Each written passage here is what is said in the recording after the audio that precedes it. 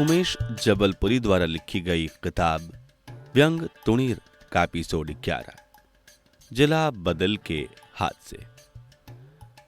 आपने जिला बदल के बारे में बहुत सुना होगा, लेकिन उसके बाद के हादसों को कभी देखा नहीं होगा। यदि देखना है तो उस अधिकारी को देखिए जिसका अभी अभी तबादला, स्थानांतरण, ट्रांसफर, डेरा बदल, दाना पानी उठने का आदेश हुआ है। तबादले के बाद अधिकारी की वही हालत होती है जो चुनाव में हार जाने के बाद कार्यकारी सरकार की होती है।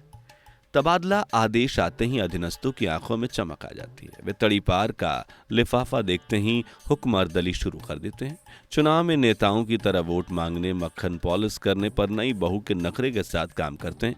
घर के सामने सामान को भी ढीला ढीला बांधते हैं। तबादला के बाद बड़े बाबू अधिकारी को बीमा अभिकर्ता के समान पॉलिसी चुके ग्राहक को भूलने की तरह भूल जाते हैं। जो सुबह दोपहर शाम 3 समय जुगाली करते थे, एक बार भी नहीं पूछते हैं।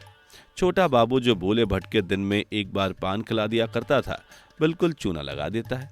टाइपिस्ट के भी हाथ दुखने लगते हैं। चपरासी भी बेचारा काम करते करते थक गया होता है। जैसे ही उसकी बुद्धि में ये बात घुसती है कि साहब बेकाम हो गए हैं, वो भी निष्काम हो जाता है।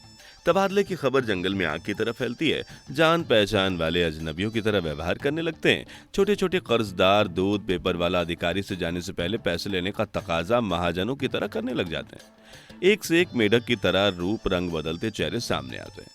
जो पहले अधिकारी का अपने बच्चों से ज्यादा ध्यान रखते थे, अपनी पत्नी से ज्यादा अधिकारी से डरते थे, वही सबसे ज्यादा ठेस पहुंचाते हैं। तबादले के बाद सारे शहर में अधिकारियों के नाम पर मूंछ ऊपर किए घूमते असली रिश्तेदारों को तो छोड़ो, काम निकलाओ नकली रिश्तेदार भी अपनी असली रंग में आ जाते हैं। सबसे पहले ये लोग बिना सामने आए तलाक तलाक तलाक करके सारे सामाजिक बंधन तोड़ देते हैं। विदाई की रस्म अदायगी बाहर जाते ट्रकों के देखकर करते हैं। तबादले के बाद सामान ले जाने की चिंता सताती है और ट्रक वाला बदली के बाद किसी काम की चीज न होने के कारण महंगे में सामान ले जाता है। उसे समझ में आ जाता है कि इनकी अब शहर में कोई नहीं सुनेगा। अपना काम महाकाम बताने वाले मतलब के साथी जो अपना उल्लू सीधा करने अधिकारी के तलवे चाटते थे, जिनका काम जी हजूरी करके सिर्फ काम निकलवाना था, ऐसे अवसरवादी गंजेड़ी यार किसके दम लगाएं खिसके वाली कहावत को चरितार्थ करते हैं। तबादले के बाद दर्शन दुर्लभ हो जाते हैं और ये आंखें फेर लेते हैं। पहले इनके मुंह से फूल झड़ते थे, डेरा उठने के बाद आग उगलने लगते हैं। तबादले के बाद अधिकारी का जादू अधीनस्थों के सिर पर चढ़कर नहीं बोलता। अधिकारी के पेट में जो साहिबियत की गैस होती है, 2-4 साथियों की दुलत्तियों के साथ हवा हो जाती है।